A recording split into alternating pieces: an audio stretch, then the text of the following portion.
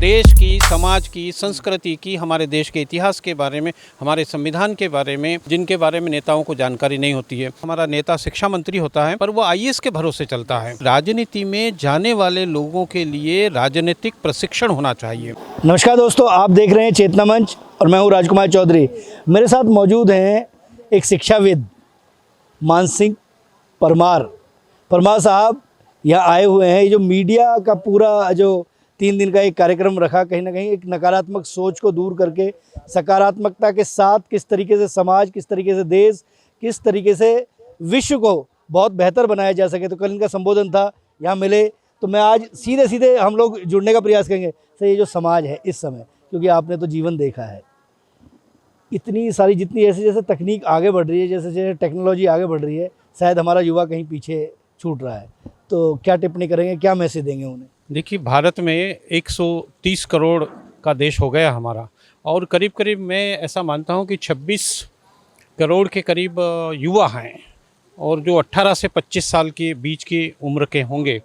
निश्चित रूप से ये एक चिंता का विषय है कि हम उनको एक सही दिशा नहीं दे पा रहे हैं। ब्रह्मा कुमारी विश्वविद्यालय के द्वारा जो आयोजन किया जा रहा है, मुझे ऐसा लगता है कि देश भर के युवाओं को इस तरह की प्रशिक्षण देना चाहिए कि कहीं न कहीं मूल्यनिष्ठ पत्रकारिता की ओर बढ़े। देखिए, समाज के हर वर्ग का ये दायित्व है कि देश स्वर्णिम भारत की ओर जाए, देश समृद्ध हो, देश फिर से सोने की चिड़िया बने।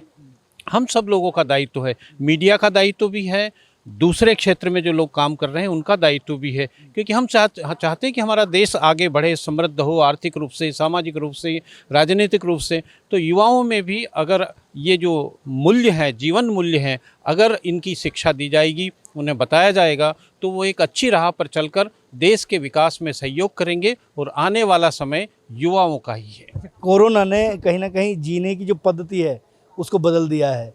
इस तरीके से कभी हम लोग देखा करते थे कि जो बॉलीवुड की फिल्में होती थी, उनमें देखते थे कि कोई एक ऐसा जिन्न आएगा जो खा जाता है, जो कर देता है।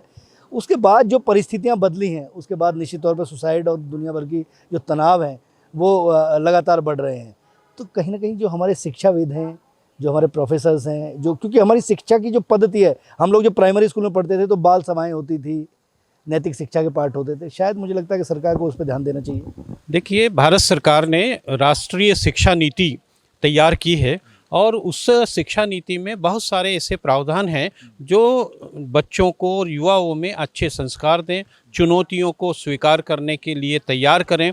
आपने कोविड की बात की, मुझे ऐसे लगता है कि पूरे विश्व में, भारत में कोविड को जिस तरह से नियंत्रित किया गया, यहाँ के लोगों का भी उसमें सहयोग है, उनकी हिम्मत है, और हमने उसको उतना ज़्यादा भयावह रूप नहीं लेने दिया जितना दूसरे देशों में था। तो यहाँ के जो लोगों में अवेयरनेस है, लोगों में सेवा की भावना है, भारत में लोगों में एक अलग तरह का संस्कार होता है, और वो निश्चित रूप से काम आया। और कई जैसी संस्थाएं, बड़ी बड़ी संस्थाएं, ब्रह्मा कुमारीज़ ने यहाँ पर कोविड सेंटर बनाया। ये बहुत ही बड़ा देश हित का, समाज हित का, लोक हित का काम था। तो निश्चित रूप से इस तरह से अन्य संस्थाओं को भी प्रेरणा लेकर के इस दिशा में कार्य करना चाहिए। क्योंकि आप तो शिक्षा से जुड़े हुए हैं, थोड़ा सा अलग सवाल है ये, अंतिम सवाल आपसे मैं करूँगा।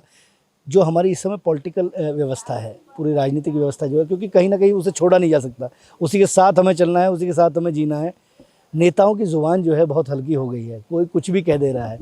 तो ऐसा कुछ इस पर कुछ टिप्पणी करेंगे?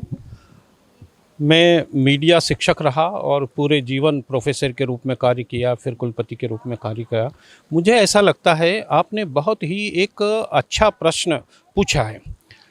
सारे क्षेत्रों में जब व्यक्ति काम करता है तो कहीं न कहीं उसका प्रशिक्षण होता है। जैसे आप मीडिया के क्षेत्र में काम करते हैं, कुछ न कुछ आपने कहीं न कहीं सीखा होगा। राजनीतिक क्षेत्र ऐसा है जिसमें या तो परिवारवाद होता है, बाप है, बेटा है, बेटी है, उन सबको राजनीतिक लाभ दिलाया जाता है। तो एक तो ये होना चाहिए कि राजनीति में जाने वाले लोगों के लिए राजनीतिक प्रशिक्षण होना चाहिए। उन्हें मूल्यों की शिक्षा, उन्हें संविधान के बारे में जानकारी, उनके देश के बारे में, अपने देश के बारे में जानकारी, प्रशासनिक अधिकारियों से कैसे काम लिया जाए। क्योंकि आपने देखा होगा, हमारा नेता शिक्षा मंत्री होता है, पर वो आईएएस के भरोसे चलता है। तो कहीं न कहीं उसमें ये इतना ज्ञान ज़रूरी है कि वो कम से कम अपने विभाग को ठीक से देख पाएँ। ये बहुत आवश्यक है और राजनीतिक प्रशिक्षण बहुत आवश्यक है। हमने इंदौर में इस तरह का एक्सपेरिमेंट भी किया था कि कुछ जो नगर पालिका के जो नगर निगम के जो लोग हैं उनको प्रशिक्षित किया था और इनको कोई पाठ्यक्रम बना करके यूनिवर्सिटी में भी इस तरह का पाठ्यक्रम चलाना चाहिए कि जिसको राजनीति में जाना है वो पाठ्यक्रम करना ज़रूरी है। 10वीं पास है, 5वीं पास है, उसको आपने शिक्षा मंत्री बना दिया, उसको टेक्निकल विभाग दे दिया, वो क्या देखेगा? आईएएस के भरोसे चलेगा? बेसिक शिक्षा मतलब बेसिक जानकारी जरूर होनी चाहिए। देश की, समाज की, संस्कृति की, हमारे देश के इतिहास के बारे में, हमारे संविधान के बारे में, हमारे कल्चर के बारे में, हमारे देश के विभिन्न ऐसे स्थान हैं जिनके बारे में नेताओं को जानकारी नहीं होती है। जैसे संविधान में नीति निर्देशक तत्व हुआ करते हैं, वो सरकार के लिए एक दिशा निर्देश है कि लोकहित में किस तरह से काम किया जाए। किसी भी राजनेता से आप पूछ लीजिए, मेरा जब इंटरव्यू करे तब, कि कॉन्स्टिट्यूशन में नीति निर्देशक तत्व क्या होते हैं, वो नहीं बता पाएगा। तो ये बहुत ज़रूरी है कि संविधान की जानकारी हमारे नेताओं में होना बहुत ज़रूरी है, तभी वो देश का विकास कर सकते हैं, समाज का विकास कर सकते हैं और लोकहित में, व्यक्ति हित में बहुत अच्छा कार्य कर सकते हैं।